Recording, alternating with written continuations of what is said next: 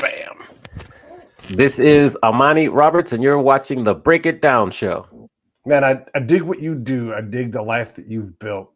How much of what you do is by design from back in that little kid, back in the 8th grade who wanted to do stuff like this? How much of what you're doing now aligns with that future? And what's outside of that vision that you couldn't have known when you were 13 or 14 years old? I think a lot is outside what I thought was possible when I was 13 or 14. A lot of what I do now didn't really anticipate doing when I was a kid, so it's all kind of like a pleasant surprise. I love it. When did you? Okay, so for everybody looking, I'll put the website up here in a second. Amani is he's a lot of things: DJ, speaker, trainer, all these kind of things. When did you figure out that you could actually do this? Like, this is what I do for a living. Like, when did that happen for you?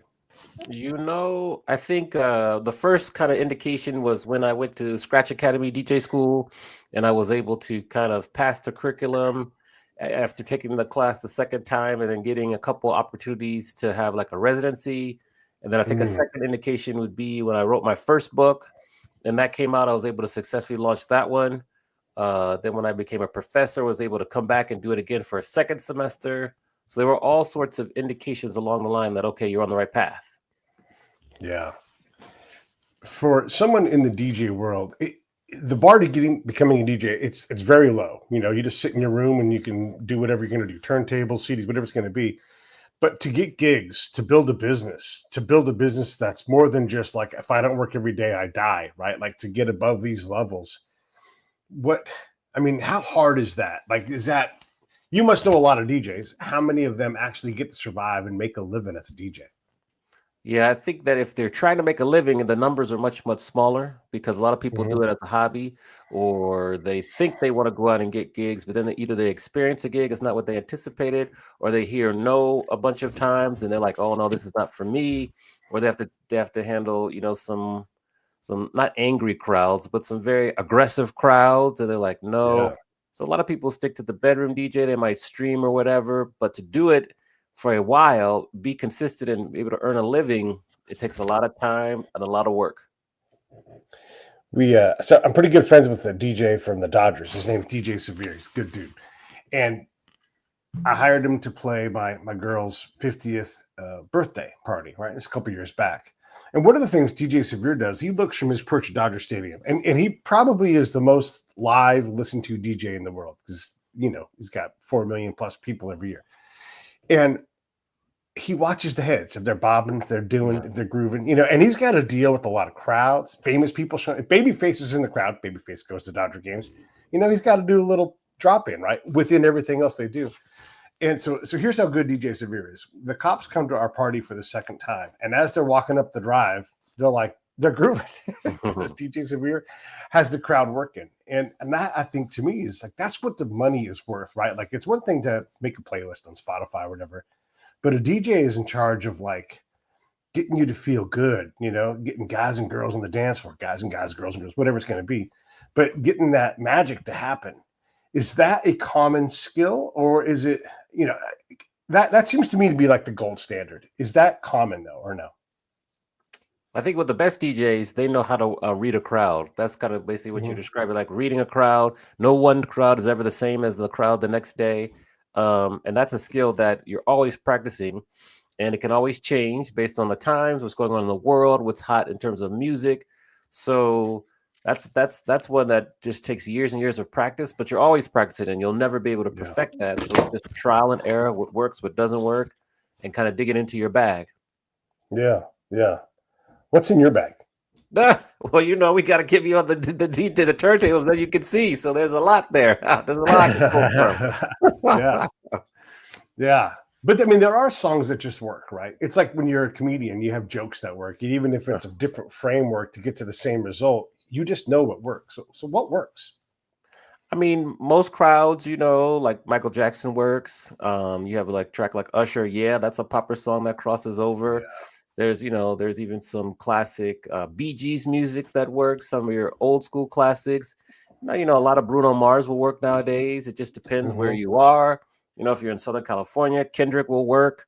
It just depends on where you are, the age demographic of who you're playing, whether or not it's like a personal, it's like a personal gig or a corporate gig. It all depends. But there are songs that work. And then you try new things to see what works, what maybe is becoming like a new, we'll call it like a new legendary hit, something newer that comes out, but it's going to kind of be timeless. So we can't see that now, but maybe in 5 years, like, okay, that still works, and that still works 5 years from then. So yeah. Yeah. I think that Levitate song by Dua Lipa is one of those modern classics, and that'll get people on the dance floor. Yeah, that works. Let's see in 5 years if it still works. So that works now. Is that the test? 5 years? I mean, 5 years, like, so now it works now. So let's say you keep playing it. It's 2025. Does it work at 2027, 2030? And then you'll see if that kind of lasts the test of time. Like, Michael Jackson came out in 83, I think, 82, 83. That still works, Yeah. There's some songs by like Parliament Funkadelic, they work, and that was like in the 70s. So you just gotta keep thinking, keep testing. Prince, I mean, good Prince songs work too. So there's lots in the bag there. Yeah, lots in the bag. What about so these songs when I was young that would work no matter what? If you played Funky Cole Medina, It Takes Two, Sir Mix-a-Lot, almost any Sir Mix-a-Lot, but really only one song now. I Like Big Butts, but do those songs hold up? Yeah, I think It Takes Two, that will work. Yeah, it depends. Baby Got Back, that's a good one. That's a classic. Although Sir Mix-a-Lot might earn more money off another one of his songs that's a little bit hidden. Which one is that? Swass. So if you listen to Swass by Sir Mix-a-Lot, that's actually the Pussycat Dolls' Don't Ya. They just kind of took that beat and made it, and that song's now that's one that's pretty timeless, and he probably makes, if not as much, maybe a little more than he does with I Got Big Butts, Baby Got Back. But yeah, so that's one. It depends. But those are a couple there. Yeah, I do. Let's talk a little bit about your book that deals with R&B groups, The Quiet Storm. Yes. What did it take to write that book? Because look, I'm writing several different projects right now. Some of them are books, and it takes forever, and it's a big swing, right? Like you put it, like if you ever want to get intimidated about writing a book, go to a big Barnes and Noble and realize that you're trying to compete with all of these books, That isn't maybe why you write a book, but it is daunting, right? So you write this book about this history of R&B groups and what that was like for them. I guess let's talk about that journey. Yeah, writing a book, it took me 4.5 years. I did the research for the first kind of year and a half, 2 years, then began to write the book throughout the next 2 or 3. I always say that writing a book is kind of hard because you have to finish it 3 times. You have like your first final manuscript, then you have your first edit, then you have your second edit. That's 3 times. If you do an audiobook like I did, you have additional edits. And it's really just a testing like resilience and sticking with it, because you can get distracted. There are times where there are things happening in life where it might cause you to pause. And then for me, also the extra step was just getting the pictures of photos for the book, which really kind of helped the book come to life. That took a whole extra 5 to 6 months between finding the photos, negotiating for the rights, renegotiating for the rights. And so, yeah, that's a daunting process. But if you stick with it and you're committed to writing the book, you'll find a way to finish. It's not easy, though. I won't lie. It is not easy. That is a difficult process. I took your what R&B group are you test, and I got Destiny's Child. Okay, yes, embracing failure. Yes. Yeah. Well, and also, so this is just a little backstory here about the show. When we first started, one of the very first people we got in the show was Dwayne Wiggins, like episode 6. And for those who don't know, Dwayne Wiggins was from the group Tony, and he passed away, about a week ago, it seems like. Yeah, last week. Yeah. And boy, he was so great for us. He was inspirational, and he didn't have to do any of this. He's trying to get a business off the ground. He's got this studio that he bought, but he taught us about how he coached and put through Rock and Roll High School Destiny's Child back in the day, and like how he'd seen them when they were super young, like really, really young, like so young. He's like, yeah, come back in a couple of years. They're still at it. Let's talk, and then it happened. And he guides them. And what he was telling us about Beyonce was trying to get her and the whole group to think way bigger, kind of like your 14-year-old kid, like this is what you can imagine, but resist that and get bigger, and whatever, like whether you're selling tequila or, have a clothing line, whatever, like, you can't think of those things when you're 8 years old. 10 years old, 14 years old. And so that's kind of one of the things he did with them. And he encouraged us to do the same thing. And that requires a a tolerance for ambiguity, a tolerance for failure. Mm-hmm. You have to be able to say, like, I need a great, and the thing I learned from all of this process, not necessarily from Dwayne, but that great ideas are common. It's that next step to actually execute something on that great idea, follow through, generate a new great idea, do the same process, and that iteration of like taking something great. And that means a lot of other great things just die. They don't make it. And you can't be afraid of that, because if you're able to get a great idea, big deal. Can you put a manuscript together? Yes, I did. Do you still love that project? No, I don't. But you have 10 manuscripts, and so of course all 10 don't graduate, and learning that, man, I learned that stuff partly from Dwayne, because there he was. But I will say this about Dwayne, this gets back to the book. Dwayne, like everybody in the music industry, has sharp elbows. And if you want to make money in the music industry, no matter what ethnicity you are, no matter what genre you're in, you have to be worth it to someone who can bring you up to a next level, if that works. Mm-hmm. And so they're working on the same principle. I can go find you 100 great groups that should be bigger, but they don't all get to be bigger. And so it's got to be worth my time or your time or her time, this company's time to invest in you, knowing that most of you are going to fail. And so those sharp elbows, that's what is required. Like not everybody from Billy Joel's band gets to go to the big time. Mm-hmm. Nope, you got to cut them dudes loose. They're all expensive. Cut them loose. Chop heads. I got to chop heads with my best friends. Yes. And so you got to have sharp elbows, because it's fucking business, and it's not gentle. Show business is not a gentle business. All right, I'm going to shut up and let you fill the blanks in from there. Well, I mean, Destiny's Child, before they were Destiny's Child, was Girls' Time, and they were on Star Search with Ed McMahon, and they actually lost. Came in second place to a group called the Skeleton Crew. Now, have you heard of the Skeleton Crew? Never. Mm-hmm. They kind of revised themselves, reinvented themselves, embraced the failure. That's who you got in the R&B quiz, and came back stronger than ever. And so, there's, I think, the underlying characteristic, the grit attribute that is underlying most all successful R&B groups is resilience. That's it. I love the story of the Whispers. It took them 23 years to get their first Billboard Hot 100 Top 10 hit. And I just have the utmost respect for them, because they were in the industry in a time period where sometimes they wouldn't even put the pictures of the artist on the record albums and things like that. So they went through a really, really challenging time and still were successful and still tour today. So there's just stories upon stories in the book. I'm proud. But to go back to your original question about just the process, like if it means something to you, you'll find a way to see it through. Yeah. I love that you brought the Whispers up. We're tied pretty close to the Whispers here on this show. The drummer who tours with the Whispers now is a guy named Richard Guam. He's a dude from Guam, and my co-founder of the show, John Leon, he's from Guam also, and those guys are both drummers. And Rich talks about, you would never, like, if you were to say list 100 groups, most people will not even think about the Whispers. It's really easy to pass them by, but those guys get to go out, they get to make a real living playing Whisper songs. And maybe you can't even think of 2 or 1 Whisper song, but if you put them on, you're going to know them. Yeah. And they're going to be great. And these guys tour all the time. And it's amazing how right in front of your face, like I'll say a nameless band, right? But they're a real band who break through.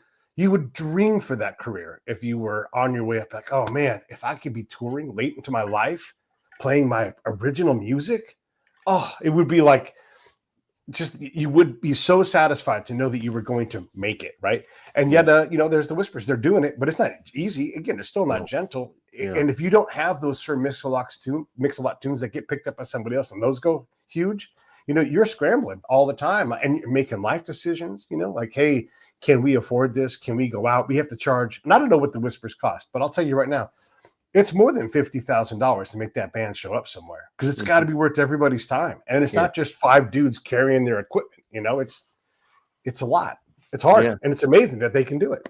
Yeah. I think, another topic to discuss is just music education, because I'm a music professor. I teach music business. Like the Whispers, they learned a lot of hard lessons. I think, they're going through the process of re-recording all their music so they can own more of the masters. Hopefully they own their publishing, so that if their song gets placed in a movie, TV show, video game, they can earn money that way. So they don't always have to, break their backs touring. They can get mailbox money, as we call it in the music industry. And so I just think that there's so many lessons out there. And one of my passions and missions is to help close the knowledge gap between the music acts, the musicians, and just the rest of the industry, so that they can make better business decisions. They know, Yeah. how to control and own as much of their IP as possible, and to, song splits and all sorts of things. Because even you could look in the music newspapers or music websites yesterday, and there are always artists that are complaining about they don't own enough of their music, or they want their music back. So we need to educate musicians better so they can make better decisions. Yeah. Is it possible though, when you're coming up, to retain ownership reliably? I know some people get to, but you also need those favors. You need the influence of whoever it's going to be, who you're like, man, that was a terrible contract. Yeah, but look where you are. Like, you sometimes need that contract to get up. So how possible is it for someone who's young, who doesn't have an audience, who needs an audience? Like, they got songs, but they don't, like, they do the deal at the clubs. And this is one way to grow, is like, pack this club, we'll have you back, build a crowd, right? And if you can, you get to play more. And if you get to play more people find you, that kind of thing. But that all costs money and time and hustle. Yeah, I think, well, hustle is a good word for it. It costs money, it costs time. You have to hustle. I think what you're seeing now is, you're seeing the most successful artists they'll develop their fan base kind of one person at a time, so that when it comes time to get with the label, they have a little bit more leverage. So if they have, like, and I hate to use this metric, but if they have a certain number of like followers with a high engagement rate, because you could buy followers, but if you have, a good amount of followers with a high engagement rate, if your email list, which I think is one of the most important things, if you have a really strong and thorough email list, and then you're bringing this to a label, then you have a little bit more leverage to say, okay, well, maybe, you all own, 80% of the master. I own 20, but it will revert back to me in like 5 years instead of 20. Or, with publishing, really encourage artists to try to hold on to as much publishing as possible, because that's the money that'll pay you for years to come. Maybe, I'll own 75, you can own 25%. Just if you come to the label with a fan base, primarily a strong email list, they're going to come to your shows. They're going to buy your merchandise when it comes out. And if you can kind of follow that path, I like to use the Kevin Kelly's 1,000 True Fans. If you can get that, and then duplicate on top of that, and then duplicate that again, and you have a strong fan base, that will give you the ultimate leverage to maybe have a conversation with the label instead of having them just talk at you. I think Chappell Roan's a good example of that. She's been grinding away for like 12, 13 years. She's got a strong, rabid fan base. So she has a little bit more leverage with that, So that's a way that artists can partner with a label. And maybe, nowadays you're seeing it's more like artists, you don't have to choose everything a label's offering. Maybe you just want to partner with a label for distribution. And so then you can kind of enter into a distribution agreement. You don't have to sign your publishing away, your masters away, but it's really up to the artist to know it, but to grow their own fan base. And I really push the email list before, the followers and that. And then also, YouTube's another good platform. Like, don't just depend on like the hot ones like TikTok and Instagram. You have the others, but really, really try to have a strong owned media platform, which is like your website, your email list, and all those. Yeah, boy, you just gave me a lot of great advice there. It's true. And just like, let's just do the numbers. If you are a solo, here's the thing that people don't realize. Like, okay, it's one thing to see a dream and be like, I'm going to work hard to get that dream. But we've had Timmy Kelly on the show, right? And when him and his buddy drove down to Atlanta on bald tires on a car that was a one-way car, the ship was burning when they were sailing it. They forget burning the ships when you got there. That ship wasn't going to go back.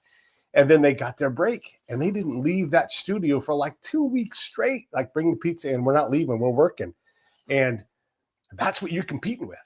We know Sly Stone through the show, right? And Sly was sitting to us and talking to us, and as scrambled as his brain is after a lot of hard years, he's got so much wisdom. And one of the things he said to us was, if my music isn't good enough, I don't deserve to eat. It's amazing when you think about, like, that's what it took for this incredible person who's got this fountain of music just flowing through him all the time. Or like the guys from War, the band War. We've had a couple of them on the show, and they all talk about time when they would divide up a cheeseburger 5 ways. So that's what they got to eat. That's what they could afford, right? But they were in it. And so when you think about like, oh, I'm all in, like, well, are you? Yeah. Are your pants on the table? Are your keys on the table? You know, because that is what you're competing with. And the emailing list, like some of these things are mundane, right? Like build an email list. I mean, sit down, create good content, start a podcast, do something on Instagram or whatever it is, but also get out of your house and go meet people who make big music. Yeah. They're all looking for you. So go be fucking available. And that means that you don't get to, look, I'm just going to pick on the music industry. You can't sleep into 3 o'clock in the afternoon. Mm-hmm. You got to get out when the business people are out, and you got to go meet people. You got to do gigs. You got to find open. You got to do all that stuff, and you have to outwork your problems. When you don't have any money, that's what you got to do. At least this is what Pete thinks. Yeah. Well, Pete's right, because you got to hustle. Networking. I think that's. I'm glad you mentioned that, because I think that's another underrated way to build relationship, build your audience. Like, I think, especially nowadays.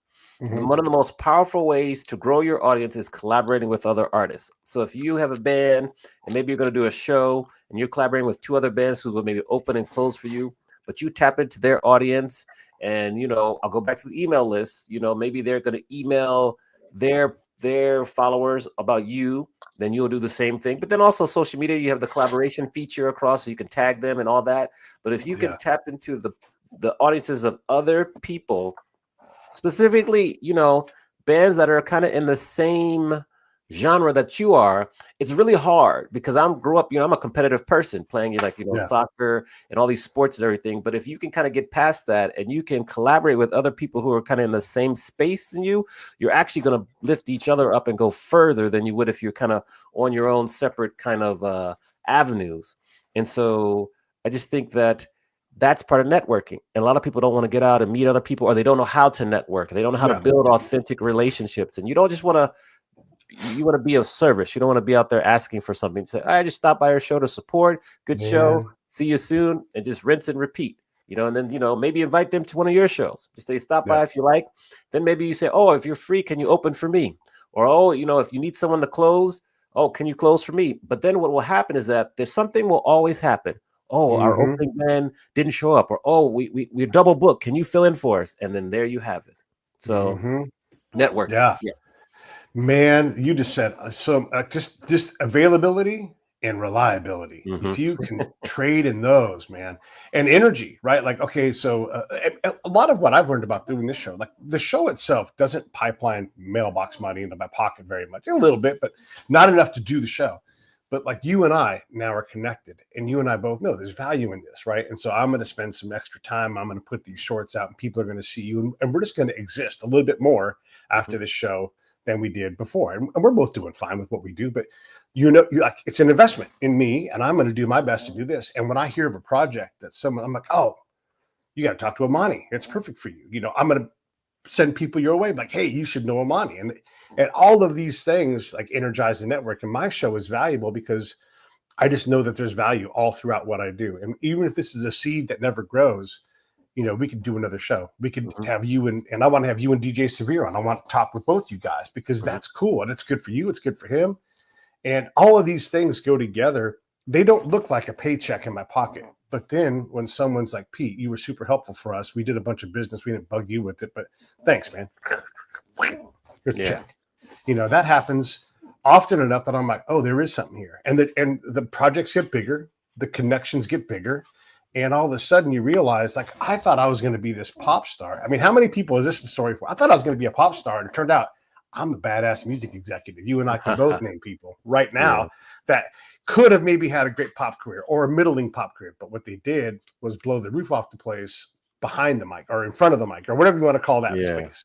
Yeah. One of my favorite stories that speaks to what you just said is, like, I thought I was going to be a pop star, but then I ended up being a legendary songwriter. And who comes to mind for that is like Jonta Austin. So Jonta Austin is a legendary songwriter, but he wanted to be an artist. And I think I forget the person he talked to. We had a conversation with someone because they wanted him, Jonta, to give his song to, I think it was Tyrese. And he didn't want to do it at first, but his confidant and his mentor said, look, if you do this, it's going to open you up to more opportunities to work with other singers. And then he ended up working with like Mariah Carey on some legendary songs and other artists.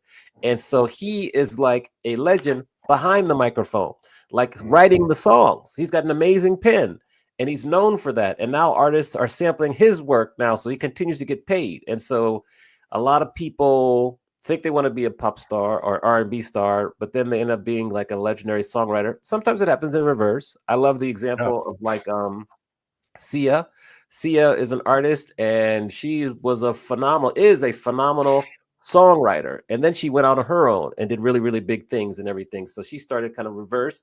Whenever we talk songwriters, though, and this is one of the facts I learned in the book by doing the research, is that we have to really, really give the flowers and respect like Smokey Robinson. Smokey Robinson has one of the most amazing pens that is in history, and it's not really kind of talked about a lot outside of the R&B space. Like, he has written some legendary songs. His lyrics, I mean, the tracks of My Tears, he came up with those lyrics while he was shaving, looking in the mirror, and so they're just stories after stories about that are phenomenal. And I'm so happy that I discovered these stories while doing the research, so then I can continue to spread the word. But to go back to your point, like, songwriting is a great way where people think they're going to be a pop star, but they end up being an amazing songwriter, and that pays very well. Boy, it does. And if you can write songs, like, I'm a failed songwriter. I can write a song, but I'm not like that. We had Allie Willis on the show. She could do anything with music. She just knew it and she felt it. And so you're right. Like, if you have that talent, gosh, there's so many names to think about in the country music thing, especially nowadays. If you can write a song, there's a guy named James Otto, probably never heard of this guy, but he's very successful, especially in Nashville. And he can write songs. And he's one of those guys. He's a classic picker. He's like, he'll stay up all night with you, drinking, playing, singing, and you'll have a great time. But he figured out the songwriting part. And when the Zac Brown band came to him and said, "Hey man, get ready. We're going to go to #1 with this one, and your life's going to change," because he wrote songs and became present. And Zac Brown's like, "Fuck yeah, let's go. Like, you've got a great song. That's what we want. That's what you want." And you can make it. Pebbles comes to mind. Yeah. Man, Pebbles was hot back in the day. And then it turned out she was better at finding talent and getting it to grow. I mean, it's amazing what you can do if you don't limit yourself to pop. Yeah. With Pebbles, though, like Pebbles and TLC, and there's a whole big story about how she owned their name, and they're one of only two groups. TLC is one of only two groups, American groups, to ever have the honor of having a diamond status album. That's 10 million units sold or more. But they went bankrupt. And that was the issue with like Pebbles and owning their name, owning the songwriting, the publishing. Like, they had no money. They were winning Grammys and they were broke. So with Pebbles, there's probably a lot more to the story in terms of Pebbles and TLC, but that came up in the research too. And so that there's probably a lot more to dig into with her and with that group too. Yeah.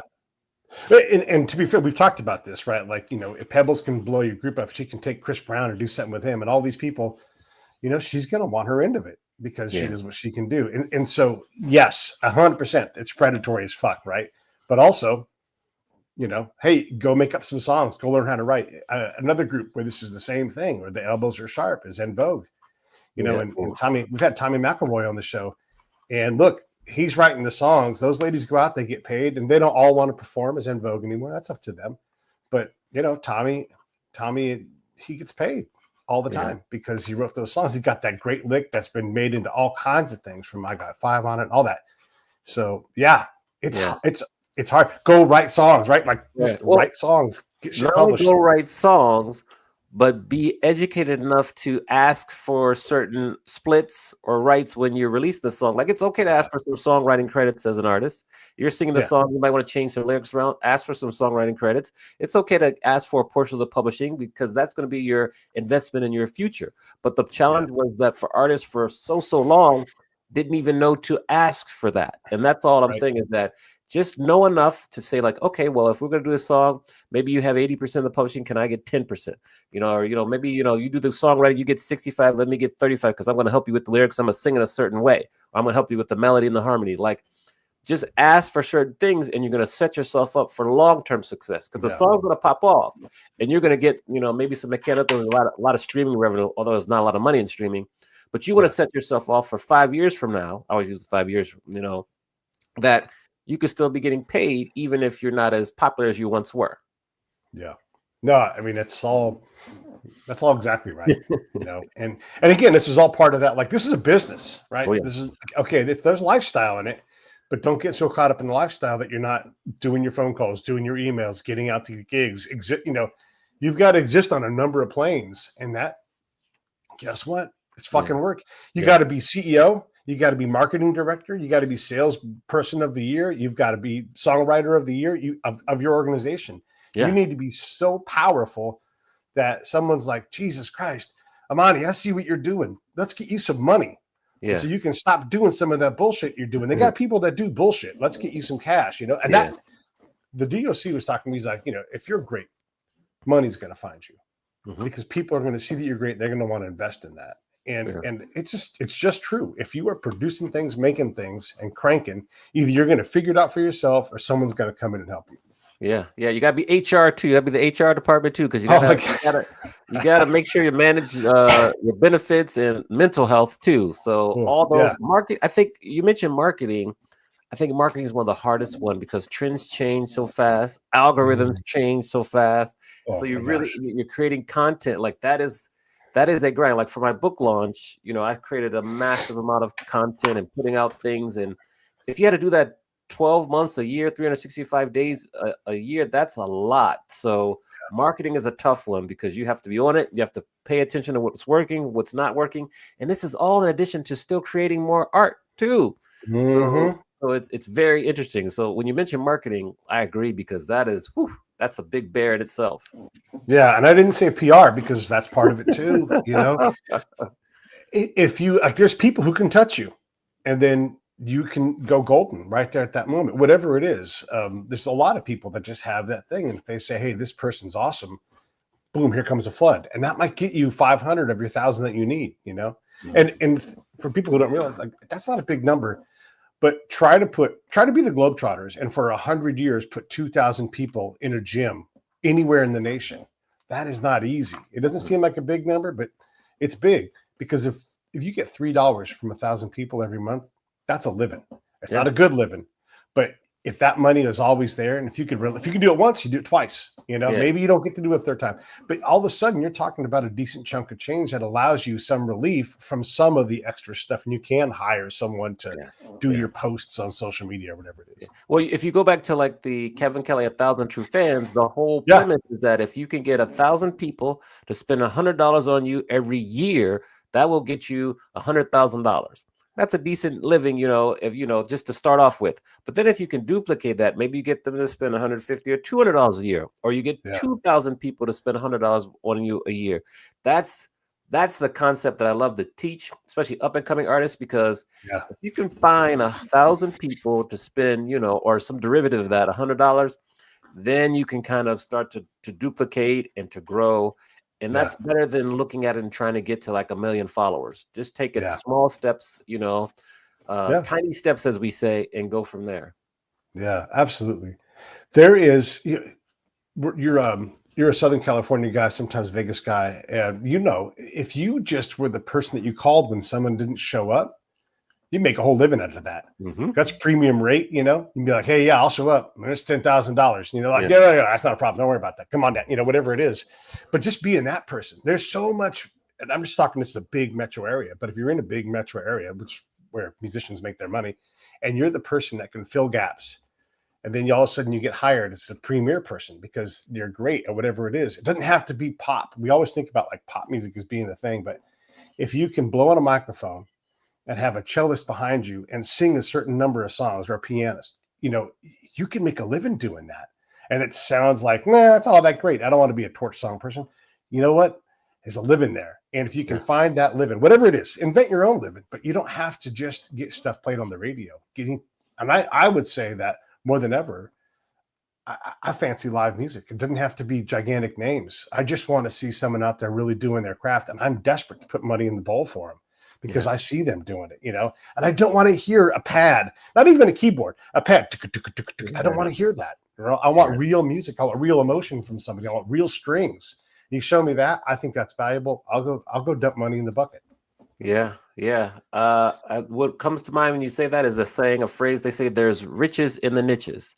And so that's what comes to mind when you say that. Yeah, yeah, yeah. And look, it is work, right? And so maybe you don't want to play a violin version of It Takes Two, but if that's what gets people going, there's people that do an entire career of being a pops performer, and they'll go on a tour and they'll sing the classics with the symphony behind them. And you're talking the Hollywood Bowl, every giant symphony house in the nation is available to you if you can build an audience. And that audience just isn't that big, because when you do these tours, a lot of it is season ticket holders who are going to show up because they're like, oh, I've never seen this person. And so they'll take a flyer on you because the venue has sold the ticket for you. It's not easy to get to that level, but that's a job that nobody thinks about. Yeah, I agree. Yeah, it's just finding your space and then just trying to be the best that you can be within that space. I agree. Yeah. Is there still such a thing as R&B, or is it different now? Oh no, absolutely. There's R&B. I think the challenge, we look at R&B, a singular acts, like you have a Luke James, Leela James, Kaylani, you have Jasmine Sullivan. I mean, the list goes on. Tank. So there's lots of singular acts. There's also the legacy acts. Like you still have the new additions. You've got Charlie Wilson. You've got, these SWVs. So the legends. The challenge is, you have SZA, you have her, which I think is still R&B. The challenge, I think, is that the groups. We grew up in an era where groups were dominant, and a lot of people don't realize that when I'm talking about Billboard Hot 100 hits, this is the chart that measures all genres at once. And when I say that R&B groups dominated the charts, they had 5, 6, 7 groups and songs in the top 10 for a extended period of time, especially in the 90s and the 70s. Like, that never happens anymore. And so it's like, what happened? And of course, it comes down to money and kind of getting along with people in a group.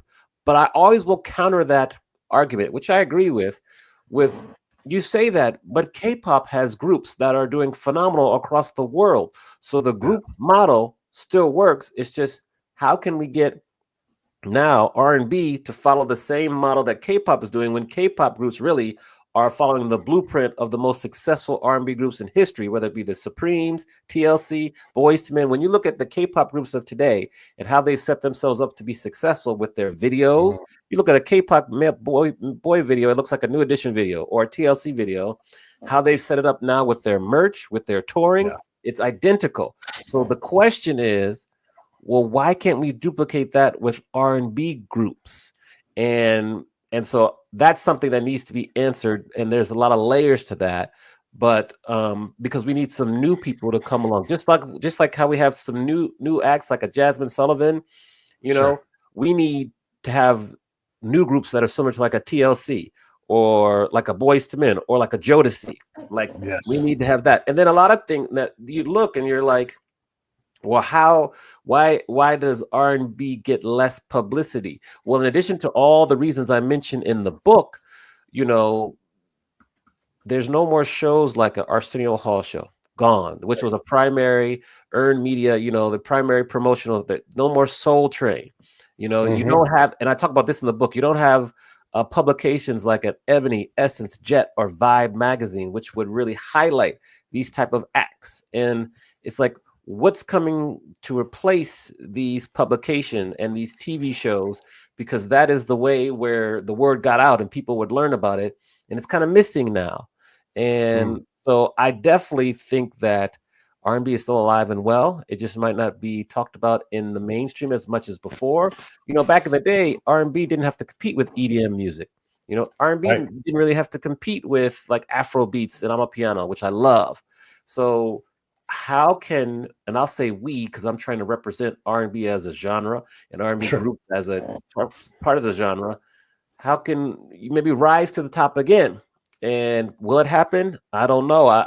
I'm not sure in terms of groups, but I do think that the genre is still alive and well. I mean, you listen to all the popular hip hop songs of today, they're sampling all the R&B acts. I mean, look at Luther by SZA and Kendrick. He's sampling a Luther song. That was a famous song. So the sample world tells you about that. And we talk about samples in the book too. So that's my long answer to your question. I love it. No, it's great. This is a great conversation though, because if you're that person, it's like, we're that group. We're that Yeah. group, and they're trying to get discovered. You're going to go right back and be like, build an email list, Yeah. have 1,000 people know who you are. From those, get some of them to be great fans. That means you have to work and look, go work 16 hours a day and work 10-day weeks before you take time off and then get back to it again. Because a lot of this just is pushing corn into the mill and just grinding that corn up and getting something out. And a little sack of something comes out each time. And you get better at that. And you're like, oh man, I can put a motor on this mill. I can go get corn, and you will figure out whatever it is that you have to do. But you got to do it. You can't wait. No waiting. Got to keep moving forward. I think nowadays we see with the success of TikTok, and a lot of artists and maybe in singular and groups will pop off on TikTok. But I would encourage people, definitely play the TikTok game. Like, you do that, Sure. but have a catalog of songs that are ready. So when you do get your moment on TikTok, people will then find all your other music and you're still creating more music so you can capitalize on that momentum. The challenge we see with a lot of artists who kind of blow up on TikTok is they can't sustain it. And when you get them to perform live in person, as like, you say you want to be moved, they just don't have that skill set. So if you got to play the TikTok game, but make sure you've got your live show locked in. So when you get your time, it's like, whoa, this is what's up. I'm trying to think of the artist who actually did well with this. Oh, he had the country song that crossed the hip hop song kind of crossed over with country during the pandemic. Oh, what's his name? I forget his name. But yeah, I gotta. Either way. Anyway, don't work too hard. You'll think of it, and then you'll say it, and then we'll get it. It'll be there. Yeah. But you're right. You're right about all of that. And the music industry is a great place to go out and meet somebody. What are your thoughts on? There's a lot of folks out there, and in fact, you're one of these people too, who like, here's how you get help. You put this much money in my machine, you get this much value out. If you want to invest in your career, you can do that. There's a lot of producers that are like, they're just like, hey, I know the people. Don't just send them your demo. Everybody does that. Here's what you do. You go through this process, and then you do that process with them. Yes, that costs money, but it's an investment in your business, an investment in your career. And if you are built for it, that is a great way to maybe cut in front of line. You're just trading money for time, but man, oh man, there's real value in that kind of thing. And there's a lot of people in that business. Yeah. Oh, the artist, I think it was Lil Nas X, Old Town Road. So he did well. Right. He popped off on TikTok, and then he continued with his singles. He had his show. He was locked in. So I love his example. In terms of like helping artists or producers, like I have a coaching program where I coach, musicians. I help them learn about how to make better business decisions. And so that's what I always recommend. Just, join the coaching program. I'll teach you the things. You can see what you want to apply, what you don't want to apply. And I think that's a very effective way for people to learn and to really start to grow, promote themselves, probably the right way, but also have a more well-rounded background so they understand about email lists, marketing, paid media, networking, how to tap into associations. If you're a songwriter, what associations should you be a member of? Just all sorts of things that you might not think of. A sync music strategy. If you really, really want to get your music in like TV shows, films, video games, I'm going to outline a very, very effective strategy for you to help you with that. And it's going to be authentic and organic. And, maybe, your song might not be placed in the next Mission Impossible movie, but if you get your song placed a couple times in a Netflix TV series or Amazon TV series, then that's going to give you some good money there, and you don't need to be out all night touring. So I just have a program that I walk artists through, or musicians or music industry professionals who want to get promoted. And so that's what I share my coaching program as a way for people to kind of tap in, learn more, and then see what they want to apply to their career and their profession. Yeah. And there's shortcuts, right? I don't want to call them shortcuts, but you're cutting out a lot of that time on the mill grilling or turning it yourself, right? And so you're saying, hey, Amani, what do I do? And you're like, do this, this, this, and this, do this in this order, repeat, yes. and do those things. And if you don't want to do that, you can outwork that problem, but you are going to spend a lot of time. And so what I'm going to tell you, if you're a young artist, is go drive Uber specifically to make the money that you got to put into someone else's pocket to have them invest in you. You still keep all your own stuff. You're learning the trade from these guys. It's like the old days of learning whatever trade it was. You spent time. You didn't get paid anything, So you're going to go out and just outwork that problem, get some money so you can go, boom, here's my money, help me.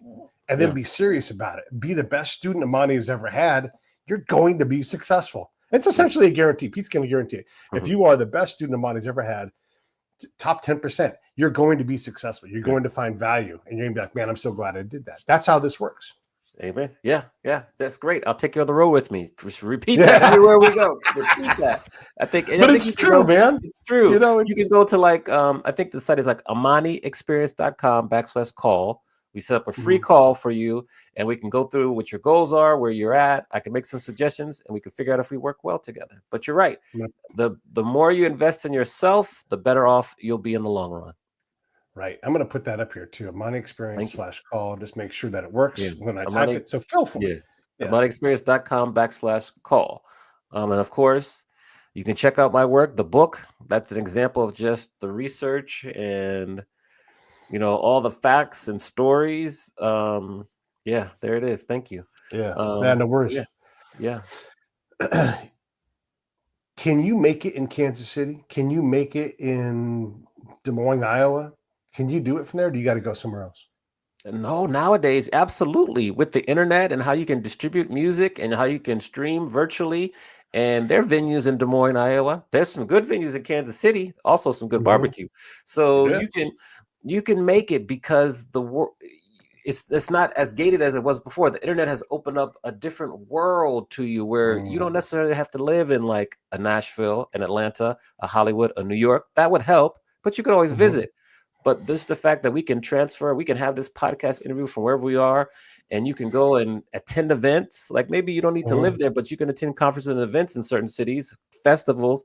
So yes, anywhere you are, especially nowadays with the internet and how easy it is to meet people online and share music and actually send files. You could be anywhere you are and be successful. Yeah. Obviously, R&B is a home genre for you. Where else is home for you? What else is comfortable? In terms of genres, like I mentioned, I love Afro beats and Amapiano. That's kind of a newer genre that I got into during the pandemic. So I love that. I like, a little bit of country, pop. Hip hop is also, really strong as a DJ. You got to kind of cross over, do that, or reggaeton. So I love those genres. But of course, like R&B is my home, my true north. But then there's a couple others that kind of dance around and are in the picture too. But I do love my good R&B freestyle, which is a flashback to back in the day. I love that genre too. Expose and Trenier and all those groups. So I have a pretty diverse palette when it comes to music, but I think my home foundation is R&B, and then I have derivatives off of that. Sure. That makes a lot of sense. You were saying before, like the Hot 100, right? That used to be filled with, and gosh, I was in high school in the 80s, right? And so you might have Bruce Springsteen, Tina Turner, the Beastie Boys, the Cars, U2. Like it was it was broad, and you got to enjoy things like the Whispers, Prince can be played at the same time as Metallica in a dance, and it was amazing to do that. Is it just that it's easier to do things digitally, and so you don't need to get as broad? I mean, why are I'm an old man. I'm an angry old man. Why are our tastes so socketed into one little thing? It seems like I can't tell the difference between a lot of these artists if I don't spend time with them, Yeah, I think the way that music is distributed now, we've gone through a massive evolution. We didn't really realize it at the time, but with iTunes, that kind of really changed. I don't want to say killed, but it really changed how people consume music.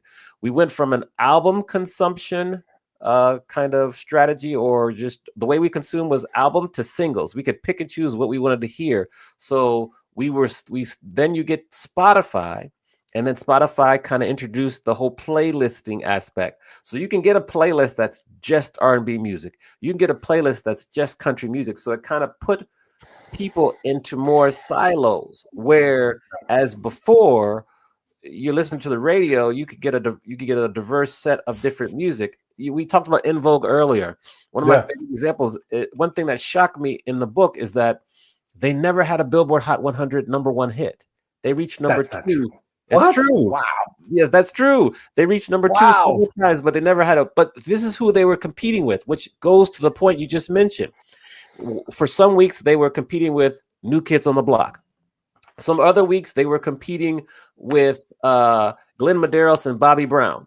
For some other weeks, they were competing with Boyz II Men, then Mariah Carey, then Led Zeppelin.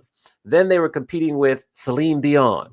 Then they were competing with like the Dixie Chicks. So you could see all the different genres of music groups that they were competing with that prevented them from getting to number 1.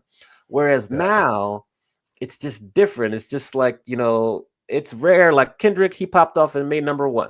But then you'll have like a Taylor Swift, she dominates the charts. Then you have a Chappell Roan will dominate the charts. Then maybe you might have like Bruno Mars and Lady Gaga. They might pop in number 1. Then you might have Chappell Roan. She gets up there, she gets her number 1. Then maybe a Drake might sneak in there, maybe more so in the past and recently.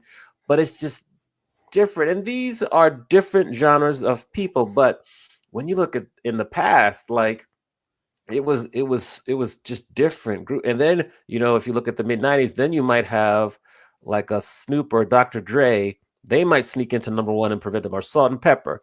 And so you see just different groups like hip hop, pop, country, you know, all these different genres. That's who they're competing with. Well, nowadays it still kind of happens, but now they have different segmented charts too. So it depends. That's how I'll answer that question, because it just, you have to look for it a little bit. And the Billboard charts are just how we measure success. I mean, you still have the issue of like streaming farms where, you know, artists will release music and then they'll kind of get some help from other sources to help get their music into the top 10 with like streaming farms and things like that. It's just different now. It's different, and it affects how we discover music and how we can get presented with music. And it's just different. So we have to change with the times. We can't be that, you know, get off my lawn person anymore. We have to change with the times. Yeah, no, that makes a lot of sense. I was thinking about songwriting, you know, and this is something anybody can do. Heck, now with these chat GPTs, you don't have to worry about the blank page. I'm not saying you want chat GPT to write a song for you, but if it did, it probably gets you 50% of the way to what a good song might be, right? If you want to just focus on lyrics and everything. But there's so many great songs out there that are written by somebody else. I can't think of the song right now, but maybe it's Every Time You Go Away. Yeah, that's what it is, from Bryan Adams. Okay. That's a Daryl Hall song. I didn't know that for years. And then I thought, oh wait, yeah, of course. Like you can hear Daryl Hall in the music. Man, you cannot write a song better than Daryl Hall. He's so good. He's a bit of an R&B. Would you put him in R&B or Hall & Oates? Hall & Oates is like they're like the more like R&B kind of pop or whatever. Like they were good. Phenomenal artist. I hope they resolve their current conflict. That's never gonna happen. I know. Yeah. So yeah. They went so far as to say it's Hall and Oates. It's not Hall and Oates. You know, it's like that. Yeah. Why do folks get so contentious inside of groups? What do you think that is? Money, attention, credit, and just it comes down to those 3 things. Like someone's getting more attention, someone's getting more money, someone's not getting enough credit that they deserve. And it's hard for people to stay together, just like marriages. It's hard for people to stay together for a long period of time, experience ups and downs, maybe have their feelings hurt, and stick together. It's really hard. And when you see duos or duets or groups that can do that, they're like unicorns, because it's so rare. And I think that's based on my research and what I've read. It's just really, really hard. Also, communication. Like, and I think all of us are learning how to communicate better as we get older and as we get through the times and more research is done.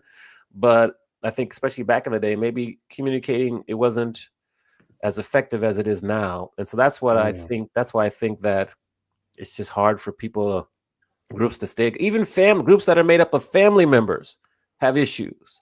The Isley brothers, they had some issues with some Anything Brothers. Yeah, some of the families. So there was a subgroup called Isley, Jasper Isley, and then they came back to Yeah. the group and things like that. So it's just I always mention the Isley brothers because I have, like the Whispers, they are the only group in history to have a Billboard Hot 100 hit in 6 straight decades. It's phenomenal. 6 straight decades. And that's another fact that's not talked about enough, because from 1959 to early 2000s, every decade they had a hit. And that is, I don't know if that feat will ever be met again, because that is just amazing. It's amazing. Yeah. I just said Bryan Adams earlier. I got him mixed up with Paul Young. Paul Young sang that Every Time You Go Away. Okay. So, yeah, it is amazing. 6 decades. That's Yeah. insane. You know, Yeah. it's one thing to have something come back, but they're putting out music that still is relevant. Yeah. If you love a group today and you support that group, they'll continue to make their kind of music. And if you like that music, you're just going to keep liking it.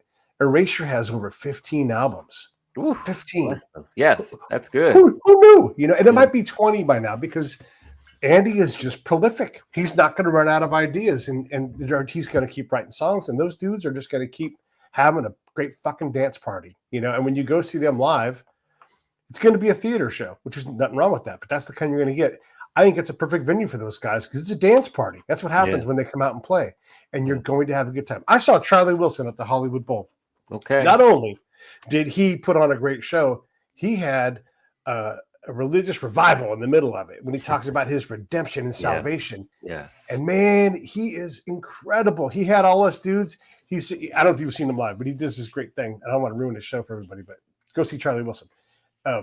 He gets all the guys standing up and he starts talking to us, you know, like getting us, drawing us into his Charlie Wilsonness. And then he's like, now I'm going to sing to your ladies.